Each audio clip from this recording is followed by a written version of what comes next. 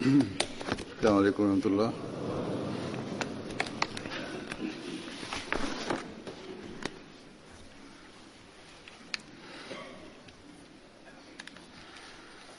أشهد أن لا إله إلا الله وحده لا شريك له وأشهد أن محمدا عبده ورسوله أما بعد فأعوذ بالله من الشيطان الرجيم بسم الله الرحمن الرحيم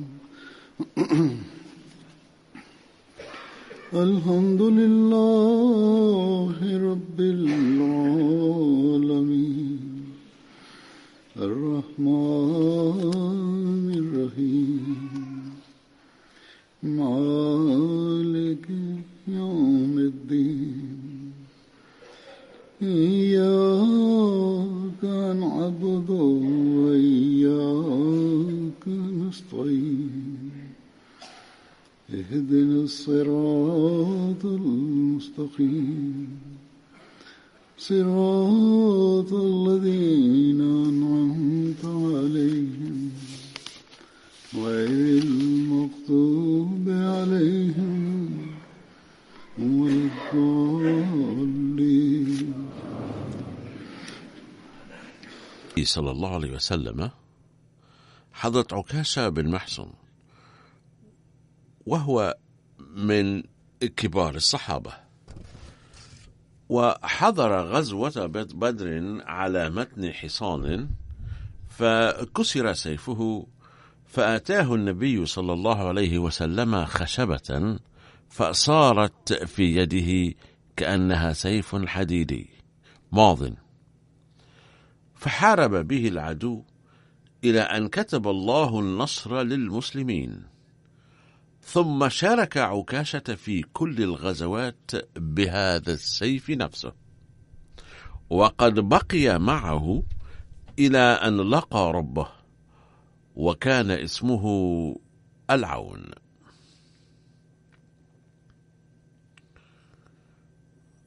وكان رسول الله صلى الله عليه وسلم بشره بدخول الجنة بغير حساب.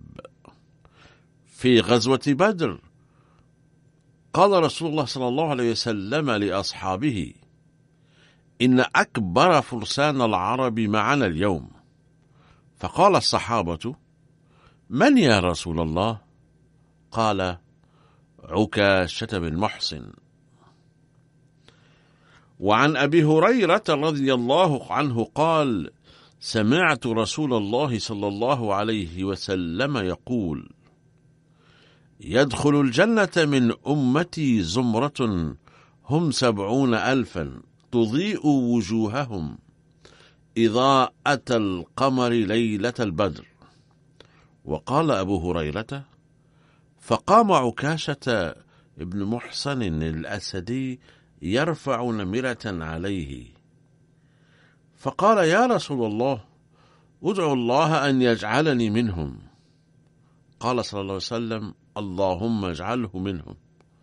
ثم قام رجل من الأنصار فقال: يا رسول الله، ادعو الله أن يجعلني منهم.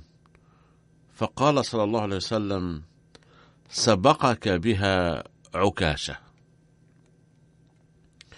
لقد سجل حضرة ميرزا بشير أحمد رضي الله عنه هذه الواقعة في كتابه سيرة خاتم النبيين، حيث قال: هذه الواقعة قد وقعت في مجلس الرسول صلى الله عليه وسلم، حيث قال: سيدخل 70,000 من أمة الجنة بغير حساب، أي أنهم سيتبوؤون مكانة روحانية عالية، وسيهيج لهم فضل الله ورحمته، بحيث لن تكون هناك حاجة إلى حسابهم.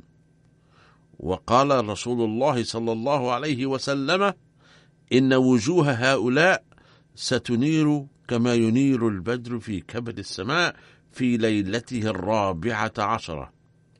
فقال عكاشة: يا رسول الله، ادعو الله تعالى أن يجعلني منهم. فدعا له النبي صلى الله عليه وسلم بذلك. وبعد تسجيل هذه الواقعة قام حضرة ميرزا بشير أحمد بشرح وتحليل رائع لها، حيث قال: هذه الواقعة العابرة في الظاهر من مجلس النبي صلى الله عليه وسلم تنتوي على كنز من المعارف.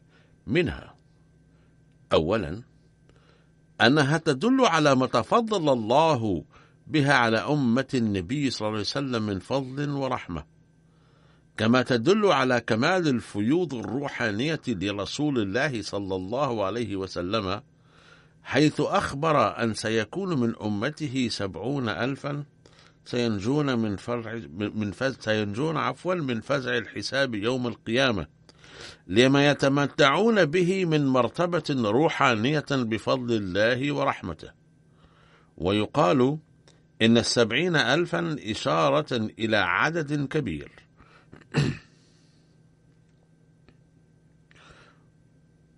وثانيا، تدل هذه الواقعة على ما يحظى به النبي صلى الله عليه وسلم من قرب وزلفى عند الله تعالى، لأنه صلى الله عليه وسلم توجه إلى الله تعالى فكشف عليه فورا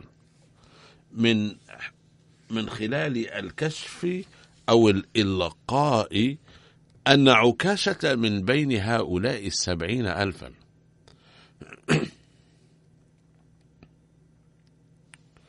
ومن الممكن أن عكاشة لم يكن معدودا بين هذه الفئة من قبل، ولكن الله تعالى كتب له هذا الشرف نتيجة دعاء النبي صلى الله عليه وسلم.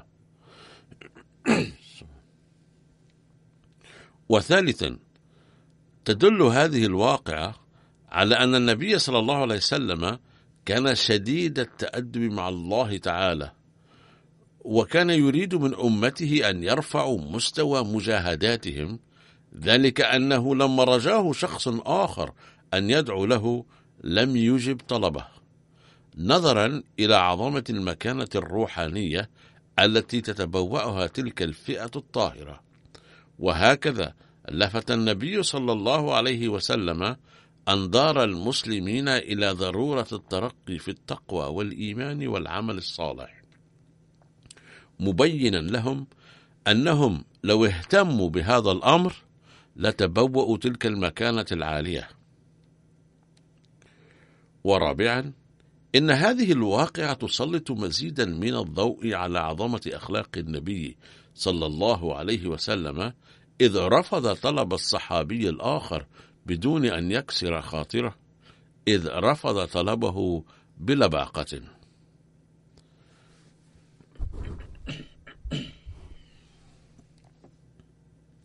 بعث النبي صلى الله عليه وسلم عكاشة أميرا على سرايا كثيرا، فقد أمره النبي صلى الله عليه وسلم في ربيع الأول في العام 6 الهجري على 40 مسلما للقاء بني أسد الذين كانوا معسكرين بالقرب من عين تدعى غمر، وكانت على مسافة 1 أيام ناحية مكة.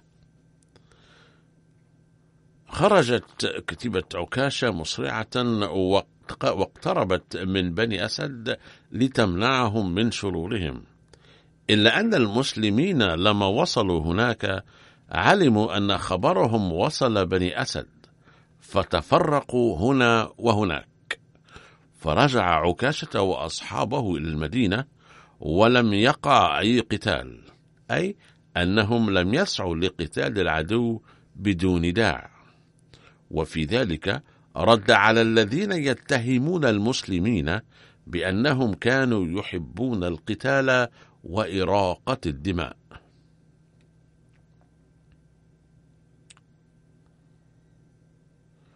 وعن عبد الله بن عباس في قول الله عز وجل: إذا جاء نصر الله والفتح ورأيت الناس يدخلون في دين الله أفواجا فسبح بحمد ربك واستغفره إنه كان توابا. قال: لما نزلت أمر محمد صلى الله عليه وسلم بلالا أن ينادي بالصلاة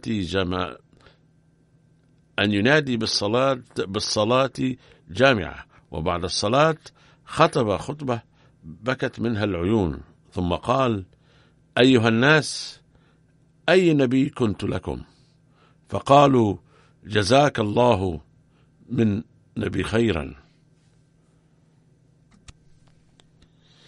فلقد كنت بنا كالأب الرحيم وكالأخ الناصح المشفق، أديت رسالات الله عز وجل وأبلغتنا وحيه، ودعوت إلى سبيل ربك بالحكمة والموعظة الحسنة، فجازاك الله عنا أفضل ما جاز نبيا عن أمته.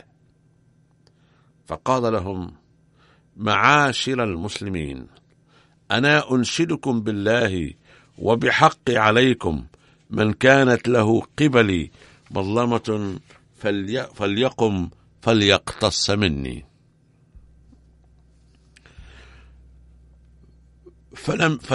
فلم يقم إليه أحد، فناشدهم ثانية فلم يقم أحد، فناشدهم الثالثة: معاشر المسلمين، أنشدكم بالله وبحق عليكم، من كانت له قبل مظلمة فليقم فليقتص مني قبل القصاص في يوم القيامة. فقام من بين المسلمين شيخ كبير يقال له عكاشة، فتخطى المسلمين حتى وقف بين يدي رسول الله صلى الله عليه وسلم، فقال: فداك أبي وأمي، لولا أنك ناشدتنا مرة بعد أخرى ما كنت بالذي يقدم على شيء من هذا. ثم قال عكاشة: كنت معك في غزاة، فلما كنا في الانصراف حاذت ناقتي ناقتك، فنزلت عن الناقة ودنوت منك لأقبل قدمك، فرفعت القضيب فضربت خاصرتي، ولا أدري أكان عمدا منك أم أردت ضرب الناقة. فقال رسول الله صلى الله عليه وسلم: أعيذك بجلال الله أن يتعمد رسول الله بالضرب. ثم قال صلى الله عليه وسلم: يا بلال، انطلق إلى منزل فاطمة وآتني بالقضيب الممشوق. فخرج بلال وقال لفاطمة: يا بنت رسول الله، ناوليني القضيب الممشوق. فقالت فاطمة: يا بلال، وما يصنع أبي بالقضيب، وليس هذا يوم حج ولا غزاة. فقال: يا فاطمة، ما أغفلك عما فيه أبوك، إن رسول الله صلى الله عليه وسلم يودع ويفارق الدنيا ويعطي القصاص من نفسه. فقالت فاطمة رضي الله عنها: يا بلال، ومن ذا الذي تطيب نفسه أن يقتص من رسول الله صلى الله عليه وسلم؟ يا بلال، إذن فقل للحسن والحسين يقومان إلى هذا الرجل فيقتص منهما، ولا يدعانه يقتص من رسول الله صلى الله عليه وسلم. فدخل بلال المسجد ودفع القضيب إلى رسول الله صلى الله عليه وسلم، ودفع صلى الله عليه وسلم القضيب إلى عكاشة.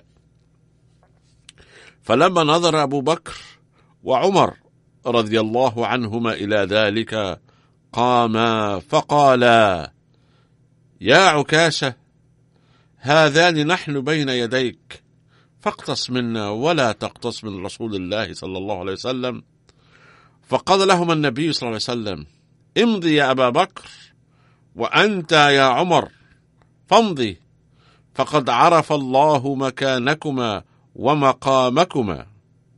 فقال علي بن أبي طالب: يا عكاشة، أنا في الحياة بين يدي رسول الله صلى الله عليه وسلم، ولا تطيب نفسي أن يضرب رسول الله صلى الله عليه وسلم، فهذا ظهري وبطني، اقتص مني بيدك واجلدني 100، ولا تقتص من رسول الله صلى الله عليه وسلم. فقال النبي صلى الله عليه وسلم: يا علي اقعد، فقد عرف الله عز وجل مقامك ونيتك. ثم قام الحسن والحسين رضي الله عنهما فقال: يا عكاشة، أليس تعلم أنا صبة رسول الله، فالقصاص منا كالقصاص منه صلى الله عليه وسلم. فقال صلى الله عليه وسلم: اقعد يا قرة عيني. ثم قال النبي صلى الله عليه وسلم: يا عكاشة، اضرب إن كنت ضاربا. فقال عكاشة: يا رسول الله، ضربتني وأنا حاسل عن بطني. فكشف عن بطنه صلى الله عليه وسلم، وصاح المسلمون بالبكاء وقالوا: أترى يا عكاشة ضارب رسول الله صلى الله عليه وسلم؟ فلما نظر عكاشة إلى بياض بطن رسول الله صلى الله عليه وسلم لم يملك إلا أن كب عليه وقبل بطنه وهو يقول: فداء لك أبي وأمي، ومن تطيق نفسه يا رسول الله أن يقتص منك؟ فقال له النبي صلى الله عليه وسلم: إما أن تضرب وإما أن تعفو. فقال: قد عفوت عنك، رجاء أن يعفو الله عني يوم القيامة. فقال النبي صلى الله عليه وسلم: من أراد أن ينظر إلى رفيقي في الجنة فلينظر إلى هذا الشيخ. فقام المسلمون فجعل يقبلون ما بين عيني عكاشة ويقولون: طوباك طوباك، نلت الدرجات العلى ومرافقة رسول الله صلى الله عليه وسلم. كان هذا عكاشة الذي لما سمع أن النبي صلى الله عليه وسلم يخبر عن رحيله رأى أنه ربما لن يجد مثل هذه الفرصة لاحقا، فاغتنمها ليلمس جسد رسول الله بل ليقبله. في عهد خلافة أبي بكر رضي الله عنه خرج عكاشة مع خالد بن الوليد يقاتل المرتدين. يروي عيسى بن عميلة عن أبيه أن خالد بن الوليد كلما خرج لمحاربة المرتدين وسمع الأذان امتنع من الإغارة عليهم، وإن لم يسمع الأذان أغار. فلما وصل إلى قوم كانوا في بزاخة بعث خالد عكاشة بن محسن وثابت بن أقرم رضي الله عنهما طليعة أمامه يأتيانه بخبر العدو. وكان فارسين، عكاشة على فرس يقال له الرزام، وثابت على فرس له يقال له المحبر. فلقي طليحة وأخاه سلمة اللذين سبق جيشهما للاستطلاع أخبار المسلمين، فانفرد طليحة بعكاشة وسلمة بن ثابت رضي الله عنهما، فقتل الأخوان الصحابيين. يقول أبو واقد الليثي: كنا في 200 فارس في طليعة الجيش، فوقفنا عند هذين المقتولين عكاشة وثابت رضي الله عنهما إلى أن وصل خالد بن الوليد فأمر بدفنهما، فدفن بدمائهما وثيابهما، وكان ذلك في السنة 12 للهجرة. هكذا استشهد حضرة عكاشة.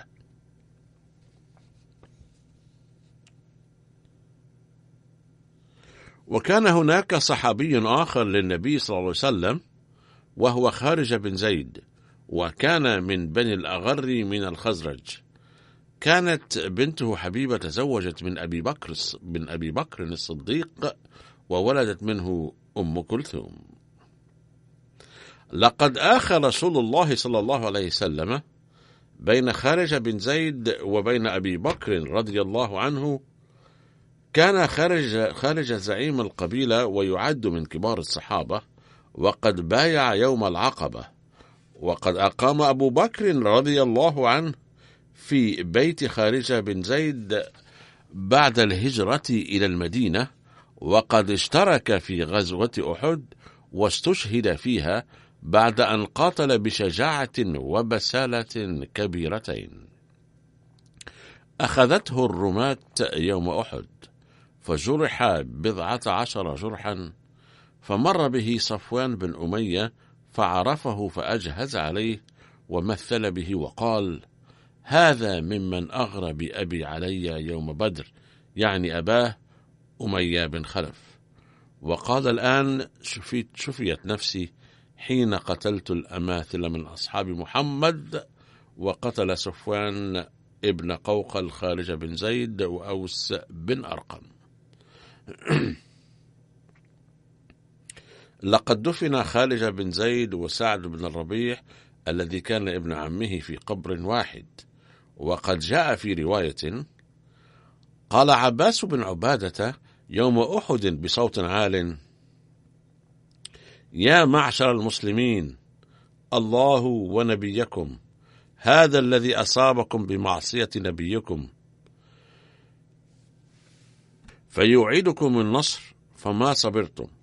ثم نزل مغفره عن رأسه وخلع درعه فقال لخارج بن زيد: هل لك في درعي ومغفري؟ قال خارج: لا، أنا أريد الذي تريد. فخالطوا القوم جميعا، وعباس بن عبادة يقول: ما عذرنا عند ربنا إن أصيب رسول الله ومنا عين تطرف. يقول خارج: لا عذر لنا عند ربنا ولا حجة.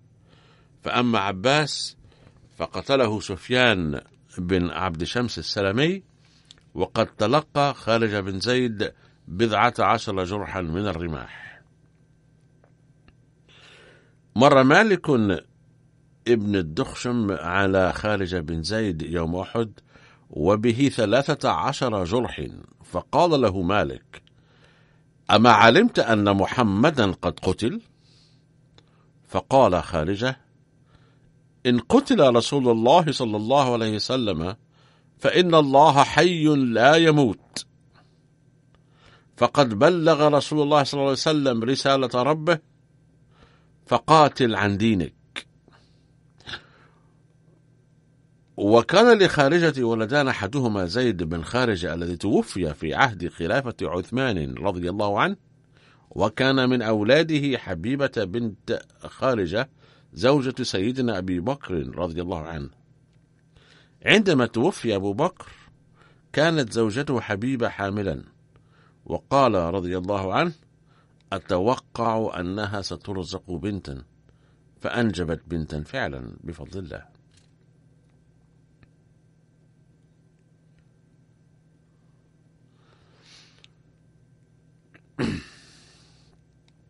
ثم هناك صحابي آخر اسمه زياد بن لبيد، وأمه عمرة بنت عبيد بن مطرف، وكان لزياد بن لبيد من الولد عبد الله. شهد زياد العقبة الثانية من 70 من الصحابة وأسلموا جميعا، ولما عاد إلى المدينة بعد أن أسلم كسر أصنام بني بياضة التي كانوا يعبدونها. وخرج زياد إلى رسول الله صلى الله عليه وسلم بمكة فأقام معه حتى هاجر رسول الله صلى الله عليه وسلم إلى المدينة فهاجر معه، فكان يقال: زياد مهاجري أنصاري. وشهد زياد بدرا وأحدا والخندق والمشاهد كلها مع رسول الله صلى الله عليه وسلم. عندما جاء النبي صلى الله عليه وسلم المدينة مهاجرا ومر من قبيلة بني بياضة، رحب به زياد وقال: يا رسول الله، هلم إلينا. فقال صلى الله عليه وسلم: خلوا سبيل ناقتي فإنها مأمورة وستجد منزلها بنفسها. وفي شهر محرم في العام 9 من الهجرة عين رسول الله صلى الله عليه وسلم محصلين مستقلين لجمع أموال الزكاة والصدقات، وعين زيادا في منطقة حضرموت، فظل يؤدي هذه الخدمة إلى عهد خلافة عمر رضي الله عنه. وقد ورد في التاريخ أنه عندما اشتدت فتنة الارتداد في عهد أبي بكر رضي الله عنه ورفض البعض أداء الزكاة وارتد أشعث بن قيس الكندي، أيضا بعث أبو بكر إليه زيادا، فغزاه زياد ولاذ أشعث في حصن النجير، فحاصره زياد بشدة، فسأله الأشعث الأمن على نفسه وولده وماله على أن يفتح لهم، فقال له زياد: يجب أن تكتب عقدا وسأختم عليه. ثم فتح لهم بعد ذلك، وعندما فحص العقد فيما بعد تبين أن الأشعث كتب أسماء 9 أشخاص الآخرين ونسي ذكر اسمه، وبعث به إلى أبي بكر بالمدينة. ثم هناك صحابي آخر هو معتب بن عبيد، وليس له عقب، وورثه ابن عمه أسير بن عروة، وشهد معتب بن عبيد بدرا وأحدا، وقتل يوم الرجيع شهيدا، وقد قتل يوم الرجيع 10 من المسلمين.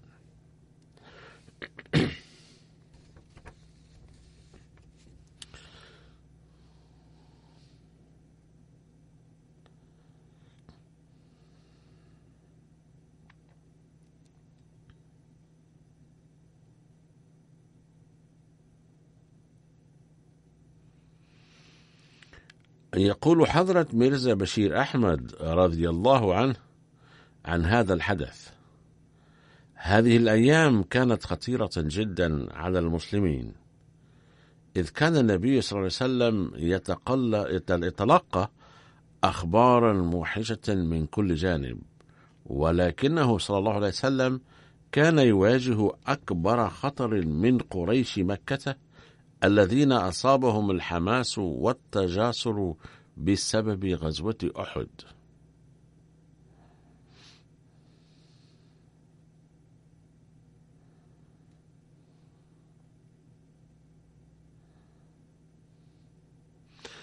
عند الشعور بهذا الخطر شكل النبي صلى الله عليه وسلم فريقا من 10 من صحابته في شهر صفر من العام 4 الهجري، وأمر عليهم عاصم بن ثابت،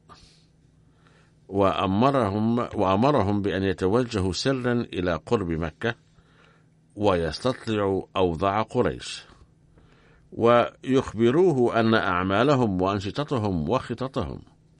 لكنه قبل أن ينطلق هذا الفريق جاء نفر من عظل الوقارة مقرين بالإسلام، فقالوا: يا رسول الله، إن فينا الإسلام، فابعث معنا نفرا من أصحابك يفقهوننا. فبعث رسول الله صلى الله عليه وسلم معهم نفس الفريق الذي شكله للاستطلاع، لكنهم كما تبين لاحقا كانوا كاذبين، وإنما جاءوا إلى المدينة بمؤامرة بني لحيان الذين وضعوا هذه الخطة لأخذ الثأر منهم على قتل زعيمهم سفيان بن خالد، زعما منهم أن المسلمين عندما سيخرجون بهذا القصد سوف يقتلونهم. وكان بنو لحيان قد وعدوا رجال عضو الوقار ومقابل ذلك كثيرا من الجمال. فلما وصل هؤلاء الغدارون من عضو الوقارة إلى ما بين عسفان ومكة، أخبروا بني لحيان سرا أن المسلمين يأتون معنا، فتعالوا. فخرج منهم 100 شاب، 100 منهم رماة، ليلحقوا بالمسلمين، وأصابوهم عند الرجيع. وكيف كان ل10 أشخاص أن يقاوموا 100 مقاتل؟ لكن المسلمين لم يعلموا الاستسلام، بل قد علموا أنهم إذا حوصروا فليقاتلوا. لذا صعد هؤلاء الصحابة على تلة واستعدوا للدفاع. فقال لهم الكفار: الذين لا يعاب عندهم الخداع: لكم العهد والميثاق إن نزلتم أن لا نقتل منكم. فقال لهم عاصم رضي الله عنه: لا نثق بعهدكم وميثاقكم، لذا لن ننزل لهذا العهد. ثم قال موجها إلى السماء: اللهم أنت ترى ما نواجهه فأخبر عنا رسولك. باختصار، دافع عاصم ورفاقه واستشهد منهم 7، وبقي خبيب بن عدي وزيد بن الدثنة وصحابي آخر. استنزلهم الكفار مرة أخرى، ووعدوهم أنهم لن يضروهم إذ كانوا يتمنون أسرهم أحياء. فانخدع هؤلاء المسلمين البسطاء هذه المرة، لكن الكفار فور نزولهم اعتقلوهم. عندها لم يطق رفيق خبيب وزيد، وذكر اسمه في التاريخ عبد الله بن طارق الصبرة، وقال للكفار: هذا أول نقض للعهد منكم، ولا ندري ماذا ستفعلون بنا لاحقا. فرفض المشي معهم، فجروه قليلا وضربوه، ثم قتلوه وتركوه هناك. فلما كان انتقامهم قد حصل، قد أخذوا معه خبيبا وزيدا إلى مكة إفراحا لقريش وطمعا في المال، ثم باعوهما في مكة، إذ قد ابتاع خبيبا أولاد حارثة بن عامر بن نوفل، لأن خبيبا كان قد قتل حارثا في بدر. أما زيد فاشتراه صفوان بن أمية، وهما الآخران قد استشهدا فيما بعد.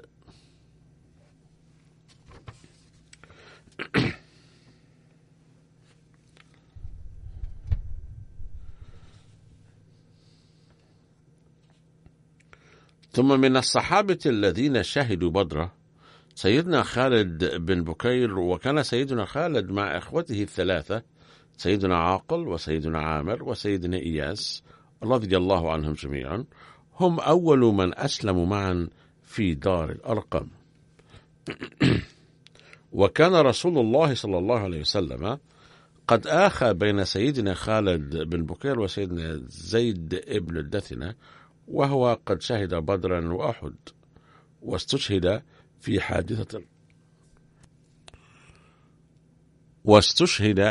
حادثة الرجيع المذكورة قبل قليل، حيث قتل 10 من الصحابة غدرا. وكان خالد بن بكير ضمن أفراد السرية التي بعثها النبي صلى الله عليه وسلم لقافلة قريش برئاسة عبد الله بن جحش رضي الله عنه، واستشهد في شهر صفر من العام الرابع بعد الهجرة في الرجيع، أثناء قتال مع أفراد عضل، وقار برفقة عاصم بن ثابت ومرثد بن أبي مرثد الغنوي.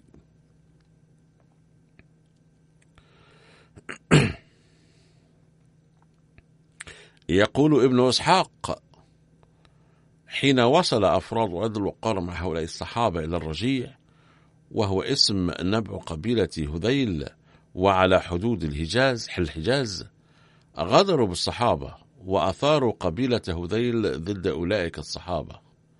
كان الصحابة رضي الله عنهم في خيمتهم، إذ لاحظوا أن الناس من الجهات الأربع يتقدمون إليهم مسلحين بالسيوف، فاستعدوا للدفاع بشجاعة.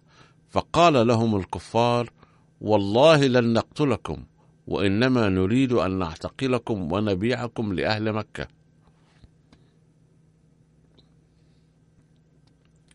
فقال لهم سيدنا مرثد بن أبي مرثد وسيدنا عاصم بن ثابت وسيدنا خالد بن بكير رضي الله عنهم: والله لن نثق بأي عهد من المشرك. ثم حصل القتال واستشهدوا كلهم. لقد قال سيدنا حسان بن ثابت رضي الله عنه: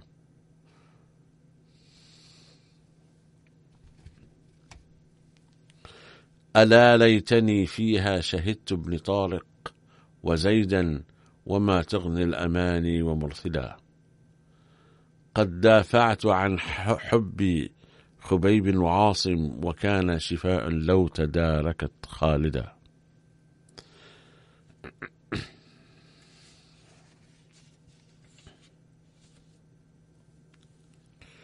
فهؤلاء قدموا تضحيات لحماية الدين ولإيمانهم، وأحرزوا رضا الله تعالى.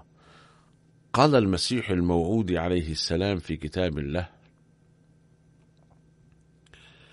الشكر للإله المرسل والمحسن وكاشف الهموم، والصلاة على رسوله، والسلام على إمام الإنس والجن الذي هو طيب القلب والجاذب إلى الجنة،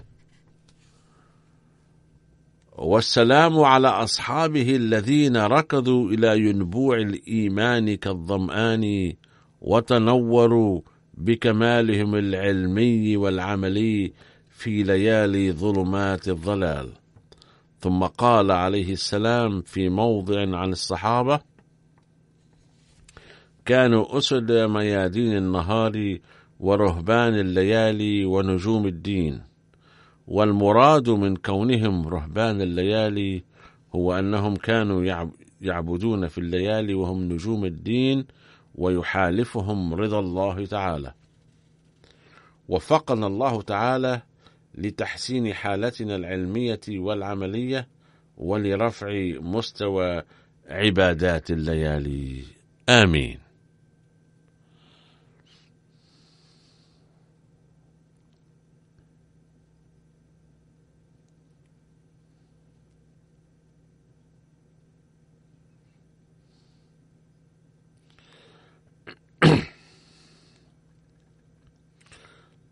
سأصلي بعد صلاة الجمعة صلاة الغائب على السيد إسماعيل مالاغالة الداعية في أوغندا، الذي تعرض لجلطة قلبية في 25 من أيار قبل صلاة الجمعة، ولقي خالقه عن عمر يلاهز 63 عاما. إن لله وإنا إليه راجعون.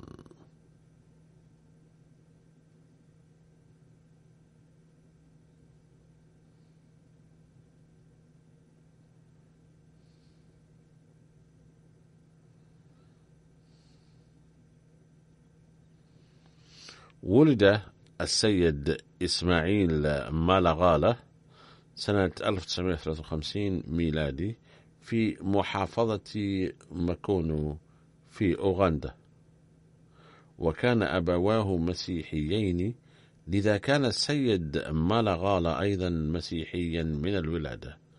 وكان سهره الحاج شعيب نصير أحمديا، وكان يرتاد بيت صهره، فأخذ يرغب في الإسلام بسبب الحاج شعيب، واستمرت معه سلسلة الأسئلة والإجابات إلى مدة طويلة، وأخذ صدق الإسلام يتضح له شيئا فشيئا، وأخيرا بايع سنة 1978 ودخل الإسلام. وحين أسلم قال للحاج شعيب نصيرة: كنت أتطلع منذ صغري إلى أن أصبح قسيسا مسيحيا، ولكنني الآن قد قبلت الإسلام، فهل من سبيل لأخدم الإسلام؟ فأخبره بأنه يستطيع أن يكرس حياته لخدمة الدين أو الحنيف. وفي ذلك الوقت كان أمير الجماعة الحالي في أوغندا السيد محمد علي قاهرو قد عاد من الباكستان إلى أوغندا بعد تخرجه من الجامعة الأحمدية، فأرسل السيد مالاغالة و5 شباب آخرين إلى باكستان في 1980 ميلادي، فسجل المرحوم في كانون الأول في فصل خاص بالجامعة الأحمدية بربوة، وأكمل دراسته في الأول من آذار 1988.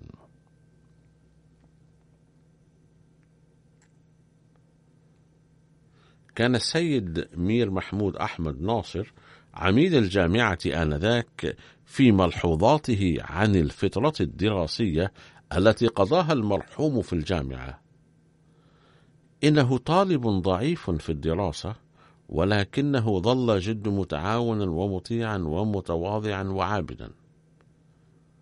كانت مزيته زيارة صلحاء الجماعة وطلب الدعاء منهم. تعلم في الجامعة الأحمدية بجهد، وحين اضطر الخليفة الرابع رحمه الله تعالى إلى الهجرة من باكستان، كان المرحوم ممن قاموا بواجب الحراسة بأحسن وجه وبشجاعة في تلك الظروف الخاصة.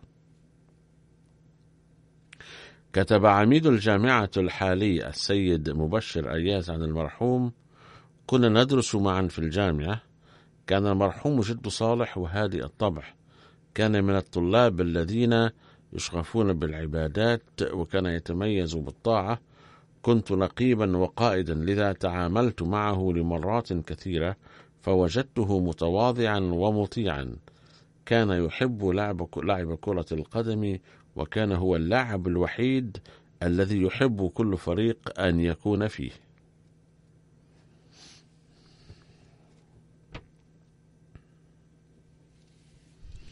وبعد أن أكمل دراسته عين سنة 1988 في أوغندا، حيث خدم الجماعة كداعية في عدة فروع. وسنة 2007 ذهب مع داعيتين آخرين إلى باكستان، حيث راجع ترجمة معاني القرآن الكريم إلى اللغة الأوغندية، وأكمل هذه المهمة في غضون 3 أشهر. كان ضعيفا في الدراسة في الجامعة، ولكنه فيما بعد تقدم علميا أيضا وزاد علمه كثيرا. كان يحب التبليغ جدا، وقبل الأحمدية كثير من الناس نتيجة تبليغه، وكان يقوم بأسفار تبليغية طويلة على الدراجة. مرة كان في سفره للتبليغ إذ توفيت زوجته، ولم تكن آنذاك أي وسيلة للتواصل معه، فحين عاد من سفره علم أن زوجته توفيت ودفنت أيضا.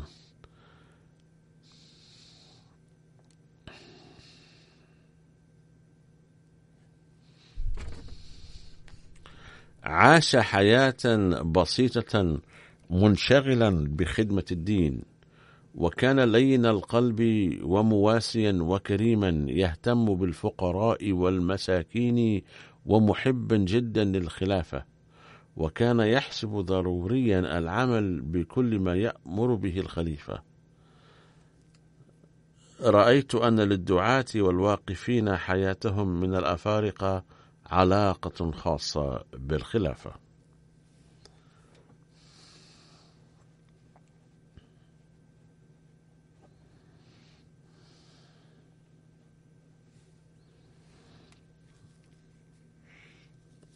كتب أمير الجماعة في أوغندا السيد محمد علي قاهرو أن المرحوم كان داعية مثاليا، وكان جد طيب القلب وداع إلى الله وخادم الدين، ولم يشك أبدا رغم وجود كثير من المشاكل، بل ظل يخدم الدين في كل حال. بعد وفاة الزوجة الأولى تزوج من ثانية، وبعد فترة تزوج من ثالثة. كتبت إحدى زوجاته: وجدته طول حياتي محبا جدا ولين القلب ومطمئنا في كل حال وشاكرا الله تعالى. قالت ابنته: كان والدنا إنسانا كريما وحليما للغاية، وكان يهتم بحاجاتنا دوما ويعلمنا أن نتمسك بالدين. ترك وراءه زوجتين و9 أولاد. تغمد الله تعالى المرحوم برحمته وغفر له، وجعل ذريته متمسكين بالجماعة وبالخلافة الأحمدية الحقة. آمين ثم آمين.